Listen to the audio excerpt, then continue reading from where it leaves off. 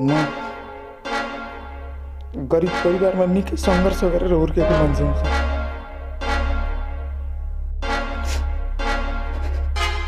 परिवारको लागि दुई चाक जोड्दै समय बित्छ। कसरी सङ्गठनमा लाग्यो?